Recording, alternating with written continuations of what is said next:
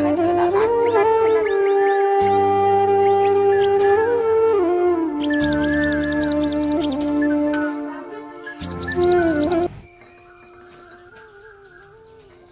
Morning everyone, stay with মুন্নির আর একটা নতুন ব্লগে তোমাদের সবাইকে স্বাগত, অনেক ভালোবাসা।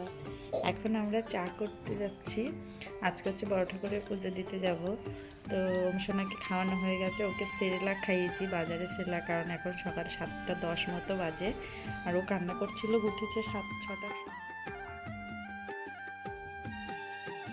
এতদিন যখন ওমসোনা ছোট ছিল ভাবতেই পারতাম না আবার পুজো আশ্রয় মন দিতে পারবো। এতদিন শুধু মনে হতো আমার বেবির কেয়ার করা আর আমার সংসার সামলানো আমার সবচাইতে প্রধান কাজ পুজো আশ্রা পড়ে। কিন্তু প্রথমবার পিরিয়ড হওয়ার পরে, তারপরে গঙ্গা স্নান করার পরে মনে একটা আমূল পরিবর্তন এসে গেছে।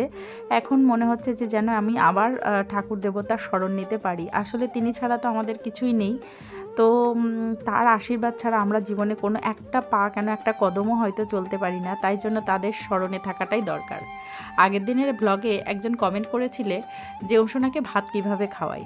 তো আজকে ভিডিওতে তোমাদের সঙ্গে সেটা আমি পরিষ্কারভাবে দেখিয়ে দেব। আর সেই সঙ্গে আজকে হচ্ছে শনিবারের ব্লগটা তোমাদের সঙ্গে শেয়ার করছি। কমিউনিটিতে পোস্ট দিয়েছিলাম, বলেছিলাম অবশ্যই ভিডিও দেব। তো সেই ভিডিও নিয়েই তোমাদের সঙ্গে চলে এসেছি। পুরো ভিডিওটা দেখো, আশা করছি ভালো লাগবে। সেই সঙ্গে ওমসোনা সংক্রান্ত অনেক কথা তোমাদের সঙ্গে শেয়ার করব। ওমসোনা কতবার ব্রেস্ট ফিড করে, কেমন ভাবে ও দিনপাত কাটছে, এরকম কিছুই। তো আজকে দেখো আমার স্কুল আছে, আমি স্কুল কিন্তু কামাই করব না, সেই সঙ্গে সংসারের সমস্ত কাজকর্ম করে চলে যাব। তো একজন আমাকে এখান থেকে একজন বলেছিলেন যে আমি তো হচ্ছে সরকারি চাকরি করি, সেই জন্য আমি হচ্ছে টাকার কাজ করি। অথচ তোমরা যারা আমার ব্লগ নিয়মিত দেখো, আমি তার সঙ্গেও বলেছিলাম যে আমি সরকারি চাকরি করি, কিন্তু এর মানে এই নয় যে আমি সংসারকে ফাঁকি দিয়ে আমি চাকরি করি।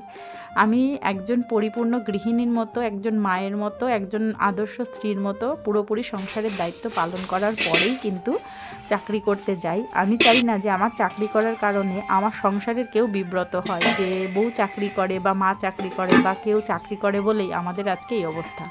এটা যেন তারা ফিল না করে বলেই কিন্তু আমি সমস্তটা জিনিস সবকিছু মেনটেন করার চেষ্টা করি, দুদিকেই মেনটেন করার চেষ্টা করি। হয়তো আমি যে সময়টা বাড়ি থাকি না, সেই অভাবটা তো আর পূর্ণ হয় না, তবুও চেষ্টা করি সব দিক দিয়ে মেনটেন করার। আজকে পুজো করব বলে সকালবেলায় দেখো এখানে তোমাদের দাদাভাই আগের দিন সমস্ত বাজার করে নিয়ে এসছে। যাই হোক, অনেক দিন পরে বাড়িতে মানে আমি বড় ঠাকুরের পুজো দিতে যাচ্ছি, সেই জন্য সকালবেলা উঠেই কাপড় চোপড় ছেড়েই সমস্ত কাজ শুরু করি। তারপর থেকেই তো তোমাদের সঙ্গে বললাম ওমসোনাকে বাজারের একটা সেরেলাক্স, যেটা হয় নেসলের একটা অ্যাপেল চেরি আর কি সেরেলাক্স, ওটাই খাইয়েছি। এবার আরন্ত পড়া হয়ে গেল, ওর কাছে দিয়ে এবার আমি দেখো রান্না করতে এসেছি। আর তোমরা জানো আমার কাঠের রান্না প্রত্যেক দিনই এটা হয়। ব্লগ হয়তো তোমাদের সঙ্গে ডেলিকার বেসিসে শেয়ার করতে পারি না। আমি যেদিন ধীরে সুস্থে হয়তো কাজ করার সুযোগ পাই সেদিনই তোমাদের সঙ্গে ব্লগ শেয়ার করি। যেদিন আমার ভীষণ প্রচুর কাজ থাকে সেদিন আর ব্লগ তোমাদের সঙ্গে শেয়ার করা হয় না। আজকে রান্না করব হচ্ছে সিম্পলি একটা রান্না করব তাড়াহুড়ো করে, যেহেতু ওমসোনাকে আবার খাইয়ে তারপর আবার স্কুলে যাব। একটা প্রচুর চাপ আছে মাথার মধ্যে।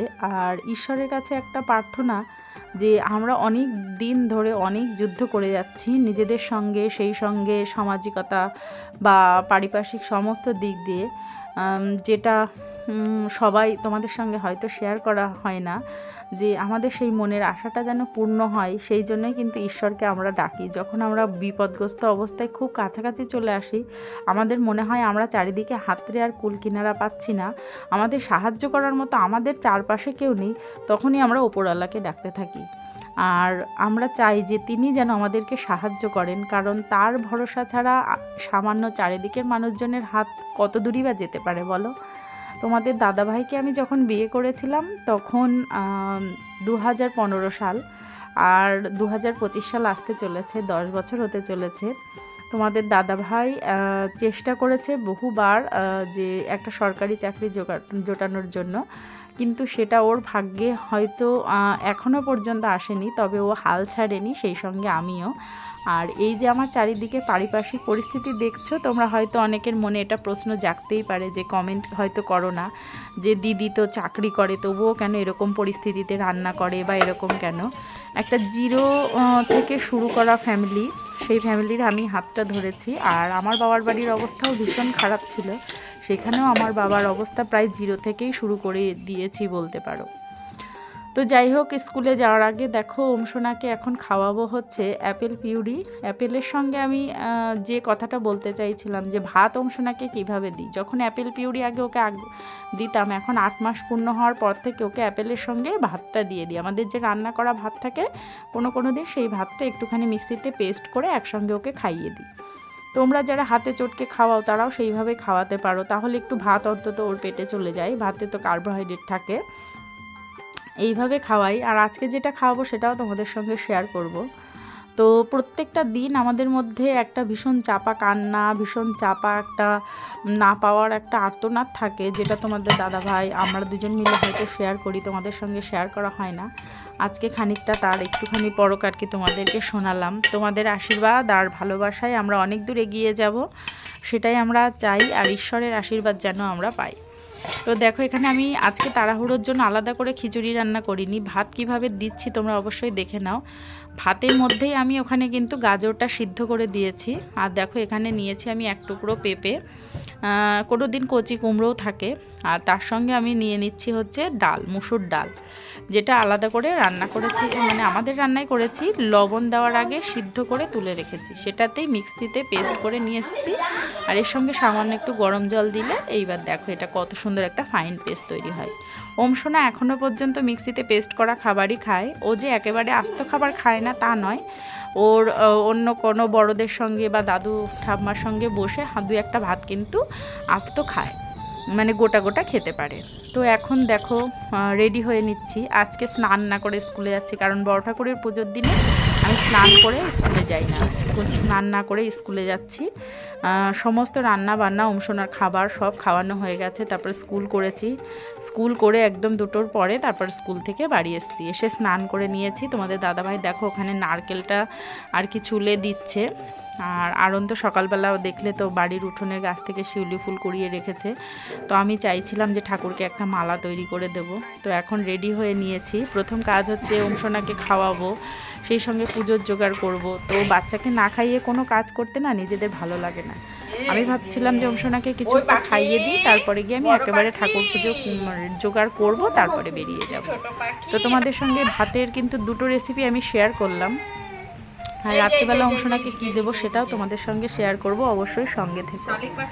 তোমরা যারা ওমসোনার খোঁজ খবর নাও, আমাদের খোঁজ খবর নাও, তাদেরকে বিশেষ করে মানে অসংখ্য ধন্যবাদ জানাতে চাই। আর ওমসোনা এখন দেখো একটা জিনিস হয়েছে, ওইভাবে বসে বসে খায়, মানে কোলের মধ্যে নিয়ে যে ওকে আগে খাওয়াতে হতো সেটারও খায় না, হয়তো একটু বড় হচ্ছে।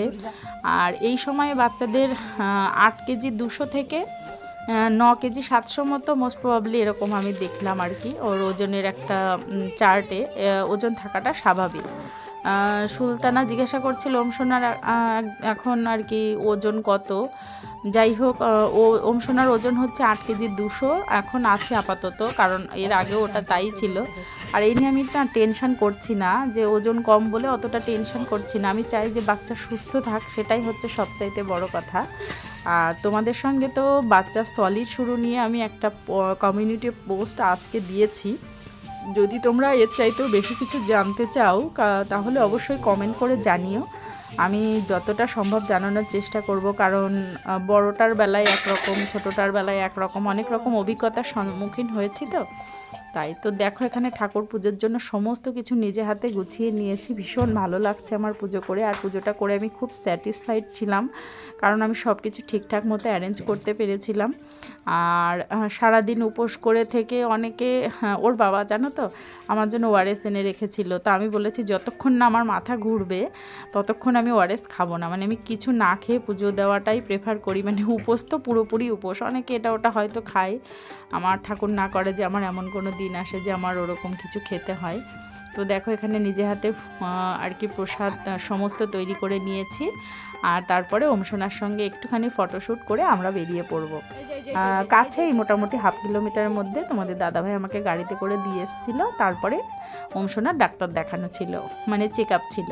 ওমসোনাকে ডাক্তারের কাছে নিয়ে গেছে, আমি সেই ভিডিওগুলো করতে পারিনি। ওকে একটা মানে যে ব্যাগের ক্যারিয়ারগুলো হয় না, ওই ব্যাগের মধ্যে করে ওকে বেঁধে সামনে আর কি করে তারপরে নিয়ে গেছে। ওই দেখো আমাকে দিতে এসেছিলো, তখন একটুখানি আমি ভিডিও করছিলাম। তখন তো দাদাভাই ওখানে বসেছিল, আমার পুজো আর কি শুরু হয়নি, আমি খুব তাড়াতাড়ি পৌঁছে গেছিলাম। এখানে তারপরে পুজো হওয়ার পরে অর্ধেক পুজো হচ্ছে, তখন দেখলাম ও ওই রাস্তা দিয়ে ওকে ডাক্তারের কাছে নিয়ে গেছে। তো ডাক্তার যা ওকে বলেছে ওষুধ একটা চেঞ্জ করে দিয়েছে, রাত্রে একবার করে খাওয়াতে হবে ঠান্ডার জন্য। আর আজকে আবার ডাক্তারের কাছে একবার চেক আপে নিয়ে যাওয়া হয়েছিল, তা উনি বলেছেন যে বুকে যদি কফ না থাকে তাহলে ভয়ের কোনো কারণ নেই, সর্দি একটু নাক দিয়ে পড়লে অসুবিধা নেই। আর সেই সঙ্গে বাচ্চাকে মামাআর্থের যে আমি বডি ম্যাসাজ অয়েল বা হেয়ার অয়েলটা ব্যবহার করি সেটাই করতে বলেছেন, কোনো অসুবিধা নেই। আর বাচ্চার অংশনার মাথায় একটুখানি ক্র্যাডেল ক্রাফট আছে, ওটা হালকা আছে, তো আমি ভাবছিলাম ওকে ন্যাড়া করিয়ে দেবো কিনা, তো ডাক্তার বললেন ওটারও কোনো ভয়ের কোনো কারণ নেই। তো এই হলো ব্যাপার। আর বড় ঠাকুরের পুজোর ওখানে একজন গাড়ির পুজো দেবে বলে, তো কি পদ্ধতিতে আর কি গাড়ির পুজোটা দিচ্ছে সেটা আমি আবার একটু ভিডিও করছিলাম, যে ওখানে একটা নারকেলটা ফুটছিল। আর সন্ধ্যার আগে আমার পুজো কমপ্লিট হয়ে গেছিলো। পুজো দিয়ে যখন আসি তখন গ্রামের সবাই মিলে, মানে পাড়ার সবাই মিলে প্রসাদ খাচ্ছিল। এখানে পুজো দিয়ে আসার সঙ্গে সঙ্গে একটা উলু দিতে হয়, তাতেই সবাই বুঝে যায় যে পুজো দিয়ে চলে এসছে। তো এখানে সবাইকে প্রসাদ নিজে হাতে দিলাম। আর দেখো একটা পেস্তা বাদাম অর্ডার করেছিলাম, ভাবছি অংশুনাকে পেস্তা দেব। তো এই পেস্তাটা আমি জানো যেদিন ড্রাই ফ্রুট পাউডারটা তৈরি করি সেই দিন আর কি পেস্তাটা ওর সঙ্গে মিক্সড করা হয়নি, ওই তারপরে এসছে, এটা একই সাথে অর্ডার করেছি কিন্তু পরে এসছে। তো এই পেস্তাটা না খেতে এতটাই টেস্টি ছিল, মানে আমি তো অর্ধেক করে যেদিন বসি সে বাদাম ভাজার মতো একেবারে খেয়েই ফেলে দিই। তো আমার ভীষণ ভালো লেগেছে এটা পেস্তাটা, অনলাইনে এটা কিনেছি। তোমরা যদি চাও তাহলে কমেন্ট করো, আমি লিঙ্কটা ডেসক্রিপশন বক্সে দিয়ে দেবো। অংশনাকে একটু ভেঙে গালে দিবে না, খায় অল্প অল্প করে। ওই যে ভাই স্যালাডটা ফেলে দিলি তুই, ঢাকা ছিল। দাঁড়ায় করো, দাঁড়ায়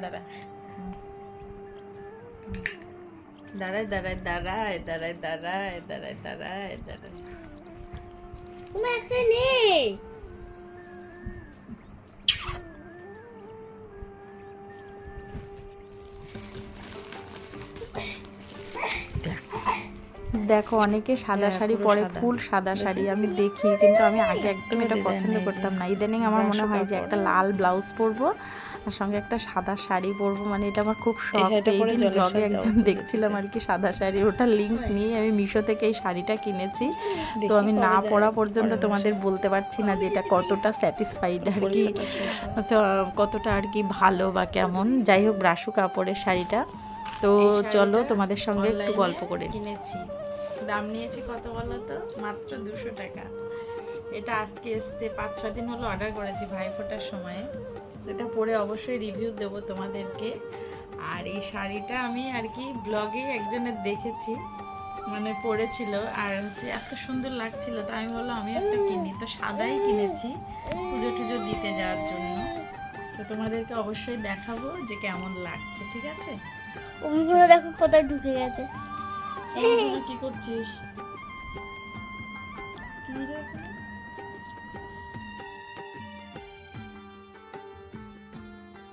পুজো করার পরে আমি তো স্নান করে তারপরেই ঘরে উঠি, স্নান করে তারপরে আর না অতটা ভালো লাগছিল না। তবুও তোমাদের দাদা বলল যে রাত্রেবেলা আমি পুজো করে না ফল প্রসাদই খেয়ে শুই, কিন্তু যেহেতু শরীরটা ইদানিং খুব খারাপ, আমার প্রেশার একদম কম, আবার বাচ্চা হচ্ছে ব্রেস্ট ফিড করে, সেই জন্য তোমাদের দাদাভাই বললো যে না তোমাকে 2টো হলেও রুটি খেতে হবে। আর অংশনাকে তো রাত্রে রুটি দেবো, রুটিটা কিভাবে দিই আজকে তোমাদের সঙ্গে সেটাও শেয়ার করব। দেখো অংশনা সারাদিনে কী খাবার খেলো সব কিছু তোমাদের সঙ্গে কিন্তু শেয়ার করা হয়ে গেল।